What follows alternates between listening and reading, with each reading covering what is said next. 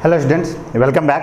तो चलिए आज हम लोग स्टार्ट करते हैं हमारा पहला किंगडम जो कि है किंगडम मोनेरा। जैसा कि आप जानते हैं कि हम लोग क्लास 9th बायोलॉजी का 3rd chapter diversity in living beings या लिविंग ऑर्गेनिज्म पढ़ रहे थे, जिसमें कि हमने सबसे फर्स्ट लेक्चर में हमने साइंटिफिक नेमिंग के बारे में बात की कि हर एक ऑर्गेनिज्म को एक नाम दिया गया। फिर नेक्स्ट में हमने क्लासिफिकेशन पे बात की कि क्लासिफिकेशन का क्या महत्व है, सारी बातें। और फिर उसके बाद नेक्स्ट लेक्चर में हमने हायरार्की ऑफ क्लासिफिकेशन पे बात की कि क्लासिफिकेशन का हायरार्की क्या है। सबसे पहले स्पीसीज है, फिर जेनस है, फिर फैमिली है, फिर ऑर्डर है, फिर क्लास है, फिर फाइलम है, फिर किंगडम, ये सारी बातें की। और आपको ये पता है कि अब हम बारी बारी से सारे किंगडम्स को पढ़ना शुरू करेंगे। किसको पढ़ना शुरू करेंगे? सारे किंगडम्स को हम बारी बारी से पढ़ना शुरू करेंगे। जैसा कि आप जानते हो कि अभी हम आर.एच. ह्यूटकर द्वारा proposed 5 kingdom system of classification को ऑबे कर रहे हैं, जो हमारा एनसीईआरटी है वही पढ़ा रहा है। सच में देखा जाए तो 6 किंगडम सिस्टम क्लासिफिकेशन ज्यादा बेटर है, लेकिन फिर भी हम लोग 5 किंगडम सिस्टम क्लासिफिकेशन पढ़ रहे हैं और वही हमें पढ़ना है। क्यों पढ़ना है? क्योंकि एनसीईआरटी उसी को पढ़ा रहा है हमें, तो उसी को हमें पढ़ना है। 5 किंगडम में आप जानते हो कि कौन कौन से किंगडम है। Kingdom monera, kingdom protista, kingdom fungi, kingdom plantae, kingdom animalia. These are the 5 kingdoms, जिसमें कि जो मोनेरा था, याद कीजिए मैंने बताया था कि मोनेरा जो है वो प्रोकार्योट्स के लिए यूनिसेलुलर प्रोकार्योट्स के लिए है। जो प्रोटिस्टा है वो यूनिसेलुलर यूकार्योट्स के लिए है। फंगी के लिए किंगडम फंगी है, प्लांट्स के लिए किंगडम प्लांटी है और एनिमल्स के लिए किंगडम एनिमालिया है। और ये जो किंगडम का बंटवारा होता है वो किस बेसिस पर होता है? उसको बंटवारा करने के लिए 4 चीजें देखी जाती हैं। सबसे पहला चीज देखा जाता है सेल टाइप। सेल का टाइप कैसा है, प्रोकार्योटिक या यूकार्योटिक। सेकेंड टाइप हम देखते हैं कि उसका जो बॉडी ऑर्गेनाइजेशन, यानी कि वो यूनिसेलुलर है या मल्टीसेलुलर है। और फिर हम देखते हैं कि उसका जो सेल है उसमें सेल वॉल है या नहीं है। और फिर हम देखते हैं कि उसका मोड ऑफ न्यूट्रिशन क्या है, क्या वो ऑटोट्रॉपिक है या हेटरोट्रॉपिक है। ये सारी बातों को देखते हुए हम किंगडम में क्लासिफिकेशन करते हैं। ये सब बातें तेजी में मैंने कर ली, क्योंकि ये सब बातें आप जानते हैं पहले के लेक्चर में हम कर चुके हैं। आज के लेक्चर में हम स्टार्ट करेंगे किंगडम मोनेरा। कौन सा किंगडम बात करेंगे? मोनेरा। और यू नो किंगडम मोनेरा किसके लिए है? किंगडम मोनेरा दुनिया के जितने भी प्रोकार्योट्स हैं वो किससे बिलोंग करेंगे? किंगडम मोनेरा से बिलोंग करेंगे, सारे के सारे प्रोकार्योट्स। बाकी जो 4 किंगडम है, चाहे किंगडम प्रोटिस्टा हो, फंगी हो, प्लांटी हो या एनिमालिया हो, वो सारे किसके लिए हैं? वो सारे के सारे हैं यूकार्योट्स के लिए। प्रोकार्योट्स के लिए एक किंगडम हमने बनाया, किंगडम मोनेरा। किंगडम मोनेरा से कौन बिलोंग करता है? मेनली बिलोंग करता है बैक्टीरिया एंड ब्लू ग्रीन अलगी, जिसे हम साइनोबैक्टीरिया भी कहते हैं। जिसे हम क्या कहते हैं? साइनोबैक्टीरिया भी कहते हैं। तो देखिए, आई होप आप सभी ने नोट लिख लिया होगा। नोट पहले लिख लिया कीजिए। नोट इसलिए मैं व्हाट्सएप ग्रुप में पहले डाल देता हूं। अभी भी जिन बच्चों ने व्हाट्सएप ग्रुप नहीं ज्वाइन किया है वो पहले कर लीजिए, क्योंकि वहां नोट्स आपको पहले मिल जाता है। तो लेक्चर देखने का इस चैप्टर में, देखिए इस चैप्टर में है क्या, मैं बोर्ड्स पे सारी बातें लिख कर समझाऊं आपको, तो वो टाइम टेकिंग होता है मेरे लिए भी, और उसका कोई फायदा भी नहीं होता, क्योंकि आपके पास तो नोट्स ऑलरेडी अवेलेबल है। तो आप नोट्स पहले लिख लीजिए, इसलिए मैं नोट्स पहले डाल देता हूं। 4 घंटे 5 घंटे पहले नोट्स आपको मिल जाता है, जिससे कि आप उस नोट को प्रिपेयर कर सके। और फिर जब आप नोट लिख लेते हो एक बार, तब आप लेक्चर देखने बैठेंगे तो ज्यादा बेटर फील आएगी और ज्यादा बेहतर लगेगा वो आपको पढ़ने में। ठीक है, तो आई होप आपने नोट लिख लिया होगा। अगर आपने नोट नहीं लिखा है तो वीडियो स्टॉप कीजिए, पहले नोट लिखिए और फिर वीडियो को कंटिन्यू कीजिए। तो चलिए, आई होप आपने नोट लिख लिया। तो सबसे पहले देखिए डिफाइन किया गया है। सारी बातों को, अगर जितनी बातें नोट्स में लिखी हुई है, सारी बातें मैं अच्छे से समझा दूं और आप उसे समझ जाए तो काम हो जाएगा। देखिए, ये बायोलॉजी है, इसमें आपको रिमेंबर करना ही होगा, याद करना ही पड़ेगा, कोई ऑप्शन नहीं है इसका। और नोट्स आपके पास जितना होगा आप उतने बेटर फील ले पाएंगे, उतने बेटर से समझ पाएंगे। मैं बोर्ड पे क्या बनाऊंगा? मोनेरन्स आपको दिखते हैं क्या? बाजार में कहीं नहीं दिखेंगे। मोनेरन्स इतने छोटे होते हैं, माइक्रोस्कोपिक होते हैं। मैं क्या बात करूंगा? जो भी बातें होंगी वो नोट्स में होंगी या बुक्स में होंगी। तो आप नोट्स पढ़ लीजिए पहले, फिर इस लेक्चर को देखने के बाद बुक्स कंटिन्यू कर लीजिए, ज्यादा बेटर होगा बच्चों। चलिए ठीक है, हम लोग आगे बढ़ते हैं। देखिए सबसे पहले डिफाइन किया गया, सबसे पहला लाइन ध्यान से देखिए, it is the kingdom of prokaryotes. यानी किंगडम मोनेरा किसका किंगडम है? प्रोकार्योट्स का किंगडम है, which includes bacteria and blue green अलगी और साइनोबैक्टीरिया। ब्लू ग्रीन अलगी को ही हम साइनोबैक्टीरिया भी कहते हैं। तो ये किंगडम है किसका? प्रोकार्योट्स का है, जिसमें बिलोंग करता है बैक्टीरिया और ब्लू ग्रीन अलगी या साइनोबैक्टीरिया। इसके क्या क्या कैरेक्टरिस्टिक्स हैं? कैरेक्टरिस्टिक्स में तो इसके क्या क्या लक्षण है, मोनेरा के मेंबर्स में क्या क्या गुण पाए जाते हैं। तो सबसे पहला गुण है ऑल मोनेरन्स आर प्रोकार्योट्स। जितने भी मोनेरन्स हैं, यानी मोनेरा किंगडम के जितने भी मेंबर हैं, जितने भी स्पीसीज किंगडम मोनेरा से बिलोंग करते हैं, सब के सब प्रोकार्योट्स हैं। एक्सट्रीमली स्मॉल, बहुत छोटे होते हैं। सिंपलेस्ट ऑर्गेनिज्म्स, सिंपलेस्ट ऑर्गेनिम्स, यानी इससे सिंपल दुनिया में कोई है ही नहीं, सबसे सिंपलेस्ट ऑर्गेनिम्स है। और आपको याद होगा चार्ल्स डार्विन ने कहा था कि जिसकी बॉडी जितनी सिंपल होगी वो उतने पुराने होंगे। इट मींस अगर मोनेरा की बॉडी या मोनेरंस की बॉडी सबसे सिंपल है, इट मींस इस दुनिया के सबसे पुराने स्पीसीज कौन हैं? मोनेरंस हैं। Monerans are the first species of this earth. धरती पर जीवन शुरू ही मोनेरंस से हुआ, उसी से शुरू हुआ। धीरे धीरे क्लियर हो जाएगा, किंगडम पढ़ते पढ़ते आपको समझ में आ जाएगा। तो monerans are the simplest organisms and oldest organisms. Monerans सबसे ओल्डेस्ट है, सबसे पुराने हैं। ट्रिलियंस ऑफ ईयर पहले धरती पे जब जीवन आया तो मोनेरंस के साथ ही आया। लाइफ स्टार्ट ही धरती पर किससे हुआ? मोनेरंस हुआ। देखो भाई, हम लोग भगवान वाला कंसेप्ट में भरोसा नहीं करते कि भगवान ने हमें बनाया। हम मानते हैं साइंस की थ्योरी ये कहती है कि धीरे धीरे इवोल्यूशन हुआ, बॉडी में चेंजेज आते गए, बॉडी डिजाइन कॉम्प्लेक्स होता गया और पुराने स्पीसीज से ही नए स्पीसीज आते गए। हम लोग ये मानते हैं भाई। तो जो मोनेरंस है, मोनेरंस के दो मेंबर हैं, हम लोग अभी देखने वाले हैं, arc bacteria and you bacteria. तो आर्क बैक्टीरिया सबसे पहले इस दुनिया में आए और कैसे वो दुनिया में रहे, सारी बातें हम करेंगे आज के लेक्चर में। तो monerans are the oldest species. Monerans सबसे ओल्डेस्ट स्पीसीज हैं इस अर्थ के। चलिए next part, cell wall is present, यानी इनमें सेल वॉल होता है, लेकिन कुछ मोनेरंस ऐसे हैं जिनमें सेल वॉल नहीं होता। ऐसे रेयर हैं, बहुत कम ही इसके मेंबर ऐसे हैं जिसके पास सेल वॉल नहीं है। इसके पास मोस्टली के पास सेल वॉल प्रेजेंट है। मोस्टली के पास क्या है? सेल वॉल प्रेजेंट है, इसलिए मैंने लिखा है सेल वॉल इज प्रेजेंट और ब्रैकेट में लिखा है मे एब्सेंट इन सम मोनेरंस। कुछ मोनेरंस ऐसे हैं जिनमें ये एब्सेंट हो सकता है। मोनेरंस मे बी ऑटोट्रॉफिक और हेट्रोट्रॉफिक। मोनेरंस ऑटोट्रॉफिक भी हो सकते हैं या हेट्रोट्रॉफिक भी हो सकते हैं, और अगर ये हेट्रोट्रॉफिक होंगे तो पैरासिटिक होंगे। अगर ये हेट्रोट्रॉफिक होंगे तो क्या होंगे? पैरासिटिक होंगे। पैरासिटिक किसे कहा जाता है? पैरासिटिक वो होता है जो अपना फूड किसी दूसरे लिविंग बीइंग से लेता है बिना उसे मारे हुए, और जिससे वो लेता है वो उसका होस्ट कहलाता है। क्या कहलाता है? होस्ट कहलाता है। तो बैक्टीरिया हमारी बॉडी के अंदर, मान लीजिए जो बैक्टीरिया रहते हैं वो अपना फूड कहां से लेते हैं? हमसे लेते हैं। तो हम उस बैक्टीरिया के होस्ट हो गए और वो पैरासाइट हो गया, क्योंकि जो फूड मैंने अपने लिए खाया उसमें से उसको भोजन मिला, उसने छीन लिया हमसे, हमने उसे दिया नहीं, उसने छीन लिया हमसे, वो पैरासाइट है। आई होप आपको समझ में आया होगा। तो मोनेरंस ऑटोट्रॉप्स भी हो सकते हैं, यानी खुद से अपना खाना बना सकते हैं। ऑटोट्रॉप्स हम उसे कहते हैं जो अपना फूड खुद सिंथेसाइज करते हैं। तो मोनेरंस ऑटोट्रॉप्स भी हो सकते हैं और हेट्रोट्रॉप्स भी हो सकते हैं। और अगर हेट्रोट्रॉप्स होंगे तो ज्यादा चांस क्या है, वो क्या होंगे? पैरासाइट्स होंगे। क्या होंगे? पैरासाइट्स, यानी वो अपने होस्ट की बॉडी से फूड लेंगे। ओके ठीक है, आगे बढ़ते हैं। Their cell do not contain membrane bound organelles like mitochondria, Golgi body, plastids, etc. यानी इनके पास कोई भी मेम्ब्रेन बॉन्ड ऑर्गेनेल्स नहीं होगा। प्रोकारियोट्स, ये प्रोकारियोट्स हैं। प्रोकारियोट्स के पास ना तो वेल डिफाइंड न्यूक्लियस होता है, ना ही कोई मेम्ब्रेन बॉन्ड सेल ऑर्गेनेल होता है। तो मोनेरा के मेंबर के सेल के अंदर यूनिसेलुलर तो होंगे ही, यानी इनके बॉडी के अंदर ना तो वेल डिफाइंड न्यूक्लियस होगा, ना ही कोई मेम्ब्रेन बॉन्ड ऑर्गेनेल्स होगा like mitochondria, plastids, Golgi body, ये सब कुछ नहीं होगा। आप जानते हो प्रोकारियोट्स की बॉडी में होता क्या है? एक सेल मेम्ब्रेन होता है, साइटोप्लाज्म होता है, और जेनेटिक मटेरियल उस साइटोप्लाज्म में फ्लोट करता रहता है। सिंपल बॉडी डिजाइन है और कुछ इसमें कॉम्प्लेक्सिटी नहीं है। अच्छा, अब आपके दिमाग में आएगा कि सर अगर वो प्लास्टिड्स है ही नहीं, इट मींस उसके पास क्लोरोप्लास्ट है ही नहीं, तो ऑटोट्रॉप्स कैसे होगा? क्योंकि ऑटोट्रॉप्स तो प्लांट होते थे और वो अपना खाना बनाते थे किससे? क्लोरोप्लास्ट में खाना बनता था, क्लोरोफिल की मदद से, सनलाइट की मदद से। तो सर यहां तो क्लोरोप्लास्ट है ही नहीं, प्लास्टिड्स है ही नहीं, तो फिर कैसे फूड बनता होगा? तो देखिए बच्चों, जो मोनेरंस होते हैं अगर वो ऑटोट्रॉप्स हैं तो वो केमोसिंथेसिस करेंगे। क्या करेंगे? Chemosynthesis. Do you know chemosynthesis? जैसे फोटोसिंथेसिस होता है वैसे ही एक केमोसिंथेसिस होता है। फोटोसिंथेसिस में कोई ऑर्गेनिज्म अपना फूड खुद से बनाता है बाय यूजिंग सोलर एनर्जी, सन के द्वारा जो एनर्जी आती है उसका यूज करके फूड बनाता है। और केमोसिंथेसिस में क्या होता है? केमोसिंथेसिस करने वाले जो ऑर्गेनिज्म होते हैं वो अपना फूड खुद से बनाते हैं by using chemical energy, chemical energy का यूज करके। कैसे? तो जो कोई कॉम्प्लेक्स कंपाउंड होगा, कोई कॉम्प्लेक्स मॉलिक्यूल होगा, उसे वो तोड़ देगा।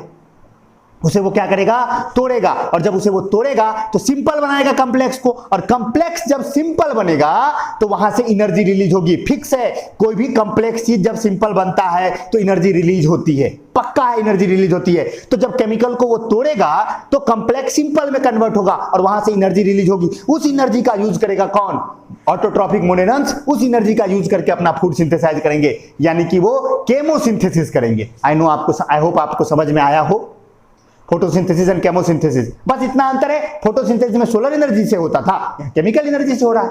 तो जो ऑटोट्रॉपिक मोनेरॉन्स है वो क्या करते हैं, केमोसिंथेसिस करते हैं।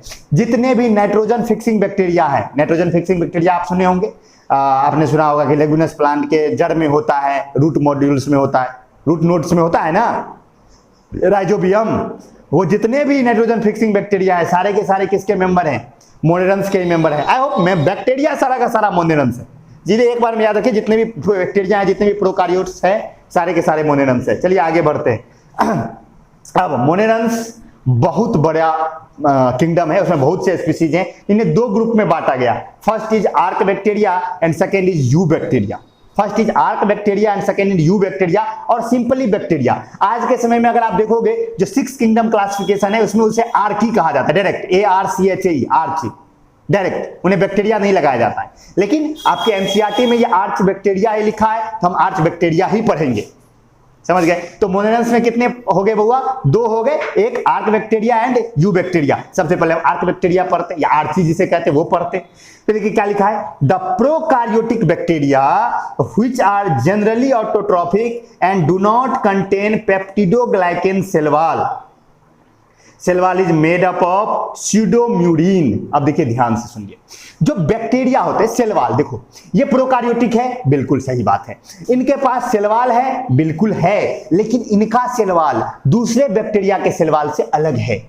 जो बैक्टीरिया का सेल वॉल होता है, याद कीजिए मैंने जब सेल पढ़ाया था तो मैंने वहां कहा था 3 सेल वॉल की चर्चा की थी मैंने, याद होगा आपको। मैंने पहले कहा था बैक्टीरिया का सेल वॉल पेप्टिडोग्लाइकेन का बना हुआ, फंगी का सेल वॉल चिटीन का बना हुआ और प्लांट का सेल वॉल सेलुलोज का बना हुआ। आई होप आपको याद आ गया हो। तो यहां पर आर्क बैक्टीरिया, बैक्टीरिया होते हुए इसके पास सेल वॉल है, लेकिन वो सेल वॉल पेप्टिडोग्लाइकेन का नहीं है, वो सेल वॉल एक प्रोटीन का है। जो सेल वॉल होता है वो जनरली शुगर का होता है, कार्बोहाइड्रेट का होता है cell wall, cellulose, chitin, peptidoglycan, ये सब कार्बोहाइड्रेट है। लेकिन जो आर्क बैक्टीरिया है उसका जो सेल वॉल है वो किसी कार्बोहाइड्रेट का नहीं बना है, वो एक प्रोटीन का बना है, जिस प्रोटीन का नाम है स्यूडोम्यूरिन। क्या है, स्यूडोम्यूरिन। देखिए आपके नोट में लिखा हुआ है, याद रख लीजिएगा, समझ गए। तो ये ऐसे बैक्टीरिया हैं जो प्रोकार्योटिक तो हैं, सेल वॉल भी इनके पास है, लेकिन इनका सेल वॉल कार्बोहाइड्रेट का नहीं बना, पेप्टिडोग्लाइकेन का नहीं बना, एक प्रोटीन का बना जिसे हम स्यूडोम्यूरिन कहते हैं। और इसका सेल वॉल उतना रिजिड नहीं होता है जितना रिजिड जनरल बैक्टीरिया का होता है, सेल वॉल सेमी रिजिड होता है, उतना कठोर नहीं होता है। आई होप आपको समझ में आ गया हो। ये कहां पाए जाते हैं, तो ये पाए जाते हैं एक्सट्रीम क्लाइमेट में। कहां पाए जाते हैं, एक्सट्रीम क्लाइमेट में, जहां कोई दूसरा ऑर्गेनिज्म सर्वाइव नहीं कर सकता, कोई सर्वाइव नहीं कर सकता, जहां वहां आर्क बैक्टीरिया सर्वाइव कर लेते हैं। आप जानते हो खौलते हुए पानी में भी आर्क बैक्टीरिया जिंदा रह जाता है। हाई पीएच वैल्यू बहुत ज्यादा, 10 pH, 11 pH. You know pH आप शायद जानते हो या ना जानते हो, पीएच होता है किसी एसिड या बेस का स्ट्रेंथ मेजर करने का एक स्केल होता है जिसे हम पीएच स्केल कहते हैं, जिसमें कि 7 न्यूट्रल होता है और 7 से नीचे एसिड होता है और 7 से ऊपर बेस होता है। आप इतना याद रख सकते हो, पीएच एक स्केल है जिसकी मदद से आप किसी एसिड या बेस का स्ट्रेंथ पता कर सकते हो। तो जो बहुत स्ट्रॉन्ग एसिड होगा उसका पीएच वैल्यू बहुत कम होता है, और जो स्ट्रॉन्ग बेस होता है उसका पीएच वैल्यू बहुत ज्यादा होता है। समझ गए। तो ये दोनों ही खतरनाक होते हैं। हम ना तो स्ट्रॉन्ग एसिड में जिंदा रह सकते ना बेस में रह सकते। हम लोग क्या है, हम लोग नॉर्मल में जीते हैं, न्यूट्रल में जीते हैं। 5 से लेके 7 के बीच में, 5 से लेके 9 के बीच में दुनिया चलती है।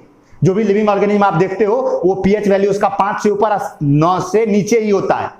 लेकिन इसको देखो कोई 11-22 पीएच में जिंदा रह लेता है, 12 पीएच में जिंदा रह लेता है, एकदम जहां पर बिल्कुल ऑक्सीजन नहीं है वहां जिंदा रह लेता है। जहां एक्सट्रीम हॉट है 130 डिग्री सेल्सियस तक भी आर्क बैक्टीरिया जिंदा रहता है। तो यानी ये एक्सट्रीम क्लाइमेट्स में जिंदा रहता है, इतनी बात याद रखनी है, जहां कोई दूसरा ऑर्गेनिज्म सर्वाइव नहीं कर सकता। और यही तो रीजन है कि कहा जाता है कि ये सबसे पहले ऑर्गेनिज्म है। सोचो जब धरती नई नई आई होगी, नई नई बनी होगी धरती, उस समय धरती तो क्या होगी, धरती का क्लाइमेट एकदम एक्सट्रीम होगा, लगातार बिजलियां गिरती होंगी, धरती पूरा गर्म होगा हर जगह, बहुत ज्यादा, मतलब समझ रहे हो ना, एकदम दुनिया उसमें रहने लायक नहीं होंगी। और उसी समय आर्क बैक्टीरिया इस दुनिया में आए होंगे। तो आर्क बैक्टीरिया उन एक्सट्रीम क्लाइमेट्स में भी जिंदा रहने में सक्षम है जिन एक्सट्रीम क्लाइमेट में कोई दूसरा ऑर्गेनिज्म जिंदा नहीं रह सकता। आई होप आपको समझ में आया होगा। तो ये एक्सट्रीम क्लाइमेट में ही पाए जाते हैं। इवन अगर उसको आप जनरल क्लाइमेट में डालोगे ना, वो मर जाएगा। वो एक्सट्रीम क्लाइमेट में रहने के लिए बना है। हम लोग जिस क्लाइमेट में रहते हैं उस क्लाइमेट में अगर आर्क बैक्टीरिया को डालोगे वो मर जाएगा। समझ गए बात? तो वो एक्सट्रीम क्लाइमेट्स में पाए जाते हैं। ये खूबी पाई जाती है किन में? आर्क बैक्टीरिया में। बहुत ही ज्यादा वेल एडेप्टेड होते हैं और एनारोबिक है। बिल्कुल, ये बात तो कहने की नहीं है। एनारोबिक मतलब उनको जिंदा रहने के लिए ऑक्सीजन की जरूरत नहीं है। एनारोबिक, एरोबिक वो कहलाते हैं जिनको ऑक्सीजन चाहिए, एनारोबिक उसे कहते हैं जिसको ऑक्सीजन नहीं चाहिए। तो इनको ये एनारोबिक है, यानी इन्हें ऑक्सीजन नहीं चाहिए। आई होप आपको समझ में आ गया हो। आगे बढ़ते हैं। आर्क बैक्टीरिया को भी 3 ग्रुप्स में बांटा गया। First is methanogens, second is thermoacidophiles and third is halophiles.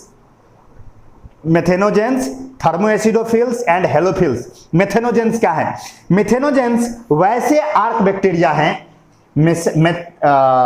Methanogens वैसे आर्क बैक्टीरिया हैं जो अपने मेटाबॉलिक एक्टिविटीज के रिजल्ट में मीथेन प्रोड्यूस करते हैं। ध्यान से सुनिएगा, मीथेन प्रोड्यूस। मेटाबॉलिक एक्टिविटीज क्या होता है? हमारे बॉडी के अंदर जितनी भी केमिकल चेंजेज होती हैं उन सारे को मिला करके हमारी मेटाबॉलिक एक्टिविटीज बनती है। हमारी बॉडी के अंदर बहुत कुछ टूटता है, बहुत कुछ बनता है, वो सारी चीजें होती हैं और ये सारी चीजें मिल करके मेटाबॉलिक एक्टिविटीज फॉर्म करती है। हमारे बॉडी के अंदर जितने भी केमिकल रिएक्शंस हो रहे हैं, जितने भी केमिकल रिएक्शन, जितने भी केमिकल चेंजेज हो रही हैं, खाना हम खा रहे हैं वो फिर पच रहा है, पचा हुआ खाना का फिर कुछ यूज हो रहा है, फिर लगातार चीजें बन रही हैं, टूट रही हैं, ये सब खेल हो रहा है और ये सब खेल मिलके बनता है मेटाबॉलिक एक्टिविटीज। तो जो मेथेनोजेंस हैं वो ऐसे आर्क बैक्टीरिया हैं जो अपने मेटाबॉलिक एक्टिविटीज के रिजल्ट में मीथेन प्रोड्यूस करते हैं। मीथेन गैस है एक, जिसका मॉलिक्यूलर फार्मूला होता है CH4।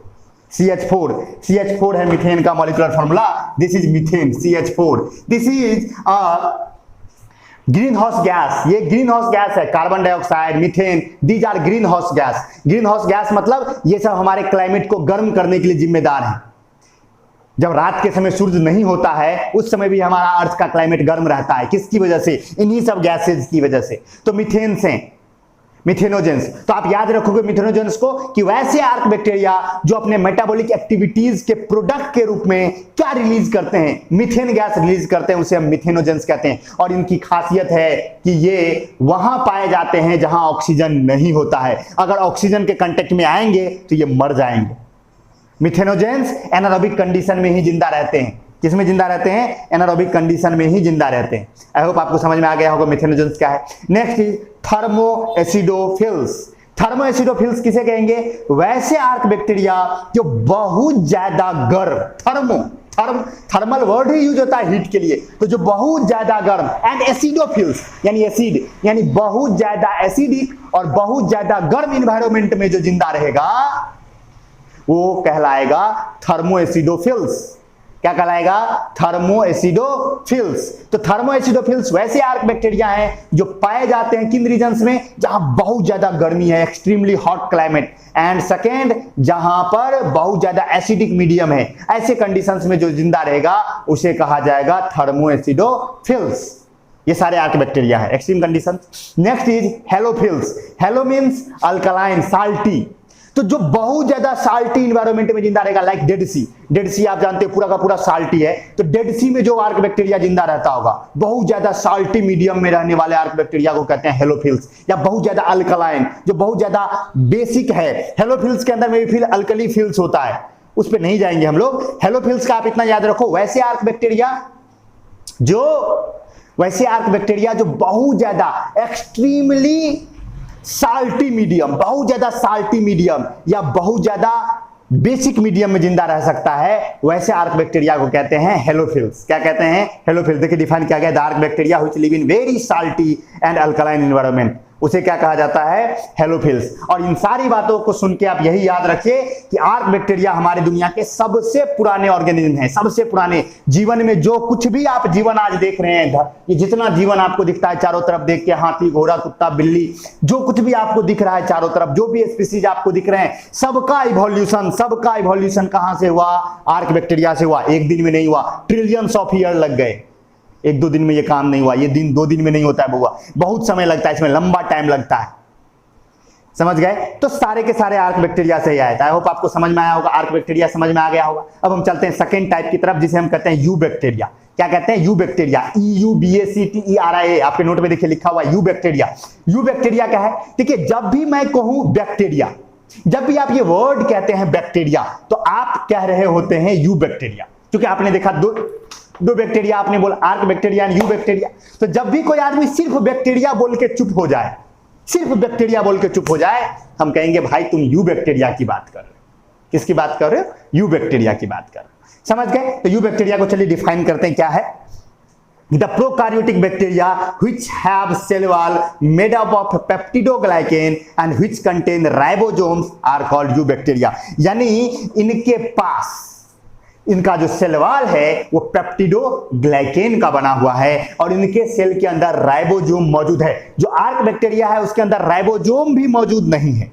आपको याद होगा मैंने कहा था कि प्रोकार्योट्स के सेल के अंदर एक ही सेल ऑर्गेनेल होता है, नाम है राइबोसोम, 70S राइबोसोम। याद होगा आपको, मैंने दो तरह का राइबोसोम पढ़ाया था सेल पढ़ाते वक्त। अगर आपने सेल का लेक्चर नहीं देखा अभी तक तो सेल का लेक्चर अवेलेबल है चैनल पे, आप जाइए दबाइए और देखिए। तो मैंने जब राइबोसोम पढ़ाया था तो मैंने कहा था दो तरह के राइबोसोम होते हैं, 70S and 80S। I hope आपको याद होगा, जिसमें से 70S किस में पाया जाता है? प्रोकार्योट्स में पाया जाता है, और 80S किस में पाया जाता है? यूकार्योट्स में पाया जाता है। याद है ना?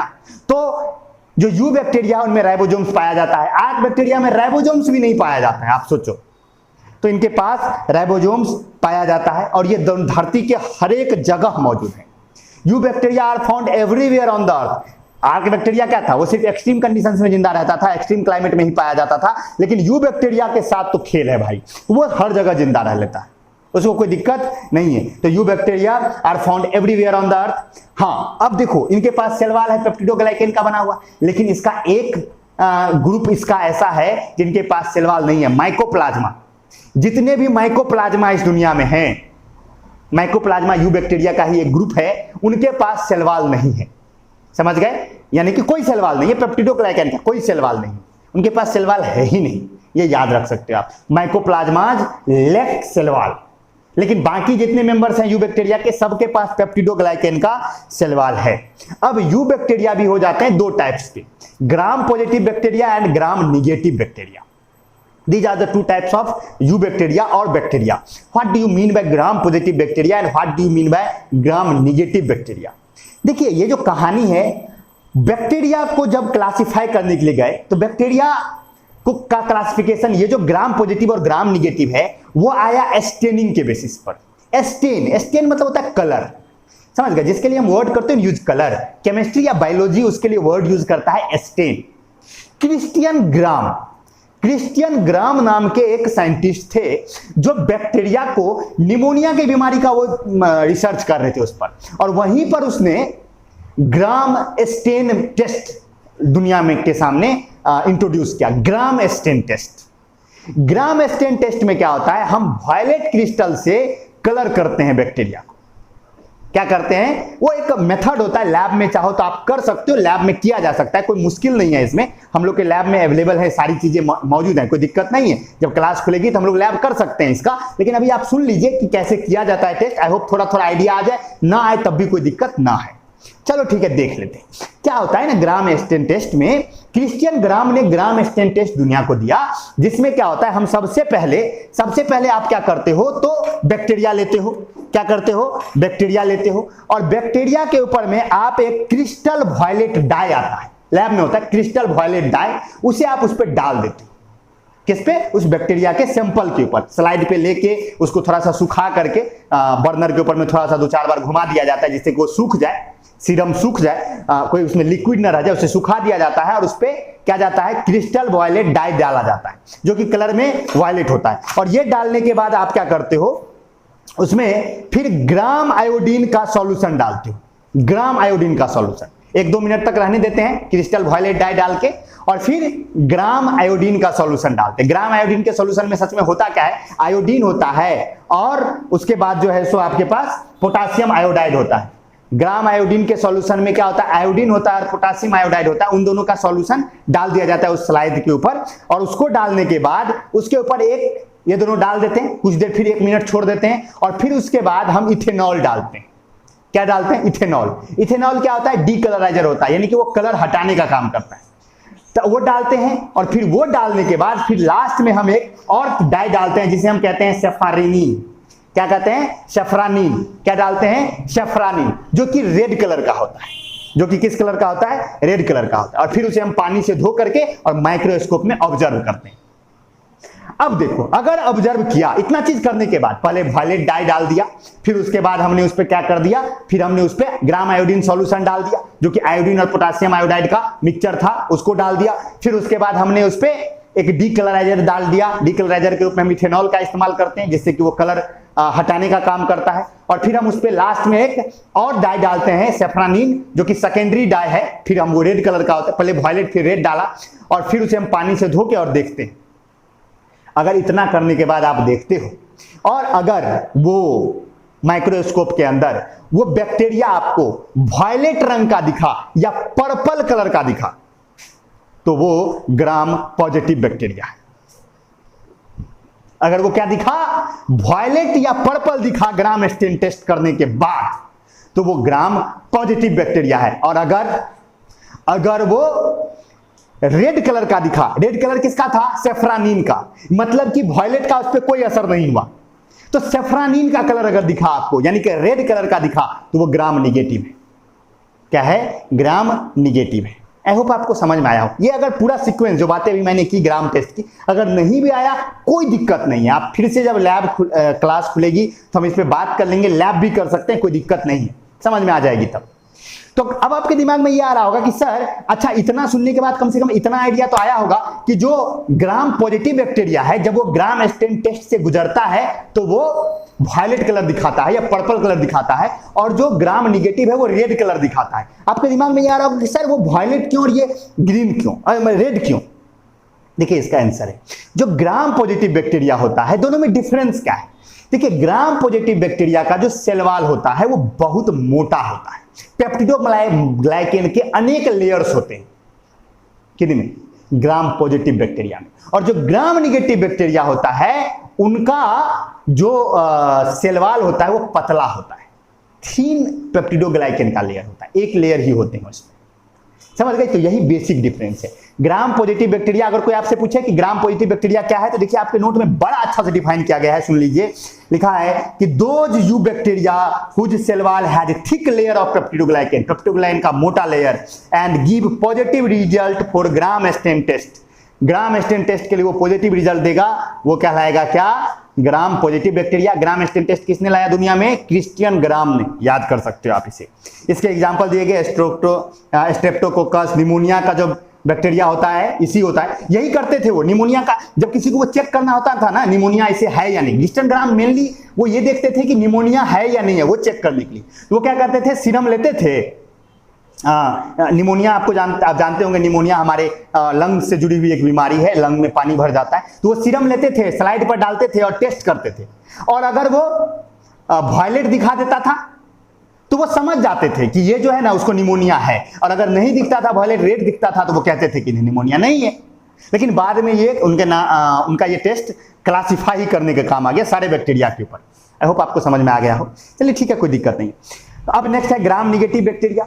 Those eubacteria whose cell wall has thin layer of peptidoglycan, जिसका पेप्टिडोग्लाइकेन क्या है, पतला है। जिसका पेप्टिडोग्लाइकेन क्या है, पेप्टिडोग्लाइकेन का लेयर क्या है, पतला है। And give negative result for gram stain test, और जो ग्राम स्टेन टेस्ट के लिए निगेटिव रिजल्ट देता है वो कहलाता है ग्राम निगेटिव बैक्टीरिया। ठीक है, अब देखो ये दोनों के अलावा जो ग्राम निगेटिव बैक्टीरिया हैं उनका जो सेल मेम्ब्रेन होता है, यानी उनका जो आउटर मेम्ब्रेन होता है, सेल वॉल के अंदर जो सेल मेम्ब्रेन होता है, उनमें एक, आप जानते हो कि सेल मेम्ब्रेन किस चीज का बना होता है, फॉस्फोलिपिड एंड प्रोटीन का। आई होप आपको पता होगा, ये फॉस्फोलिपिड और प्रोटीन का बना होता है आपका सेल मेम्ब्रेन, सारे के सेल मेम्ब्रेन।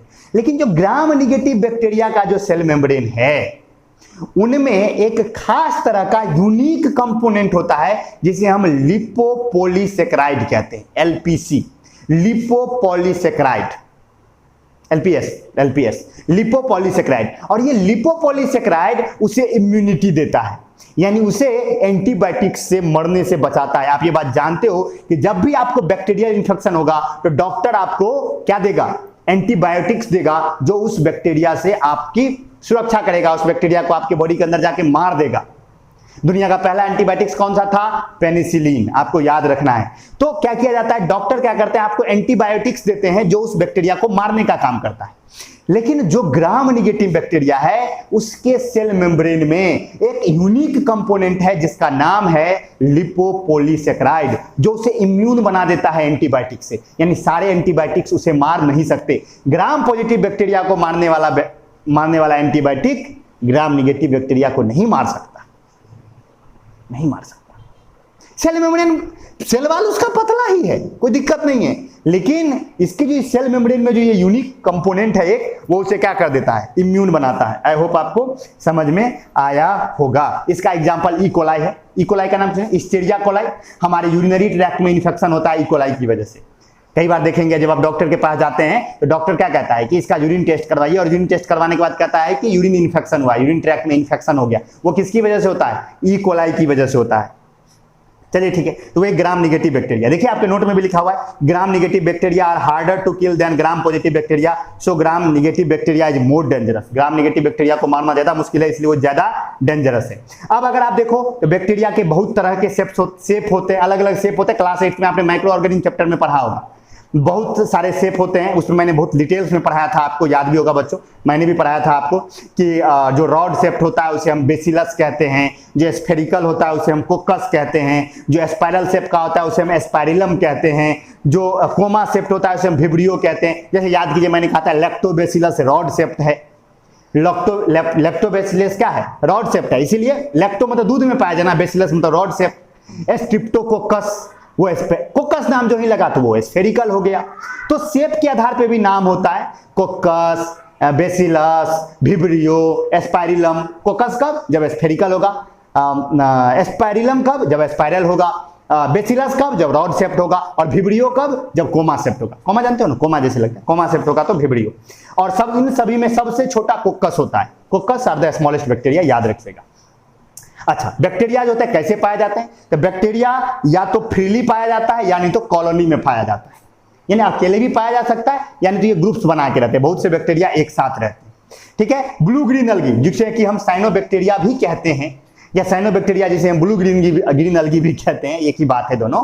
तो ब्लू ग्रीन अलगी या साइनोबैक्टीरिया जो है ये एकमात्र ऐसे प्रोकार्योट्स हैं या किंगडम मोनेरा का मेंबर है जो फोटोसिंथेसिस कर सकता है, जो क्या कर सकता है, फोटोसिंथेसिस कर सकता है। ये बस ये कैपेबिलिटी फोटोसिंथेसिस, मैंने क्या कहा था, ऑटोट्रॉफिक जो मोनेरम्स होंगे वो केमोसिंथेसिस करेंगे, लेकिन एक मोनेरम ऐसा है जिसका नाम है ब्लू ग्रीन अलगी या साइनोबैक्टीरिया जो फोटोसिंथेसिस भी करता है, और वो है कौन सा, वो है आपका साइनोबैक्टीरिया या ब्लू ग्रीन अलगी। अब अगर बात करें, एंटीबायोटिक्स का यूज किया जाता है बैक्टीरिया को मारने के लिए। अगर कोई भी बैक्टीरियल इंफेक्शन होगा तो आप क्या करोगे, एंटीबायोटिक्स लोगे। एंटीबायोटिक्स में याद रखिए पेनिसिलिन दुनिया का पहला एंटीबायोटिक, और जानते हो एंटीबायोटिक किस पे वर्क करता था, वो सबसे बेस्ट वर्क करता था ग्राम पॉजिटिव बैक्टीरिया के ऊपर। ग्राम पॉजिटिव बैक्टीरिया पर बेस्ट वर्क करता है पेनिसिलिन, ग्राम निगेटिव बैक्टीरिया पे पेनिसिलिन वर्क नहीं करता है। पेनिसिलिन को वर्क करने के लिए सेफेलो एस्पोरिन होता है, एक एंटीबायोटिक है, सेफेलोस्पोरिन एक एंटीबायोटिक है, और एक स्ट्रिप्टोमाइसिन है जो दोनों पे काम करता है, ग्राम पॉजिटिव पे भी और ग्राम निगेटिव पे भी। तो वो डिटेल्स में आप हायर लेवल पे पढ़ोगे कौन सा एंटीबायोटिक किस पे वर्क करता है बेटर। एंटीबायोटिक्स करते क्या है ना, वो बैक्टीरिया को मारते हैं, मेनली वो जाके सेल वॉल को मारते हैं, मेनली सेल वॉल खत्म कर देते हैं, बैक्टीरिया भी खत्म हो जाता है। तो आई होप आपको पूरा किंगडम मोनेरा समझ में आया होगा। सिंपल बातों में मैंने बात की, बस आपको करना क्या है ना, ये चैप्टर बहुत ही इंपॉर्टेंट है फॉर योर फ्यूचर व्यू से। अगर आप आगे बायो रखने वाले हैं तो ये बहुत इंपॉर्टेंट है। तो और मैं अच्छे खासे लेवल से आपको पढ़ा रहा हूं। आपने जो ये लेक्चर देखा है, अगर आप किसी भी बुक्स में देखोगे या कहीं भी अगर किसी एक बुक से करने जाओगे, इतने सारे डाटा आपको कहीं नहीं मिलेगा। अच्छा खासा मेहनत से पढ़ाया जा रहा है, जितने मेहनत से मैं क्लास में पढ़ाता उतने ही मेहनत से मैं पढ़ा रहा हूं। पूरा सारी चीजें समझा करके। तो इसको आपको भी थोड़ा केयर करने की जरूरत है, थोड़ा जीवन आपका है तो आपको थोड़ा केयर करने की जरूरत है। आप थोड़ा सा नोट अच्छे से लिखिए, नोट लिख लीजिए, तब लेक्चर देखने बैठिए, थोड़ा सा एक पॉजिटिव व्यू के साथ। ये नहीं थोड़ा सा मतलब सो जाते हैं, आधा देखते हैं आधा सो जाते हैं, ऐसे करके नहीं देखना है। अगर ऐसे करके देखोगे तो फिर समझ में नहीं आएगा। फिर एक किंगडम आज क्लियर हो गया आपका, किंगडम मोनेरा। नेक्स्ट किंगडम में नेक्स्ट डे हम लोग किंगडम प्रोटिस्टा पे बात करेंगे, फिर हम किंगडम फंगी पे बात करेंगे, फिर प्लांटी और फिर एनिमालिया। लंबा चैप्टर है, ऐसे नहीं समझना कि सर एक दिन में प्रोटिस्टा हो जाएगा, एक दिन में फंगी हो जाएगा, एक दिन में प्लांटी, एक दिन में एनिमालिया। ऐसा कुछ नहीं होने वाला है। एनिमालिया में तो लंबा चौड़ा समय लगेगा, अच्छा खासा समय लगेगा। तो ये मत सोचिएगा कि बहुत तेजी में खत्म हो जाएगा। 15 लेक्चर तो सिर्फ एनिमालिया में लगेगा।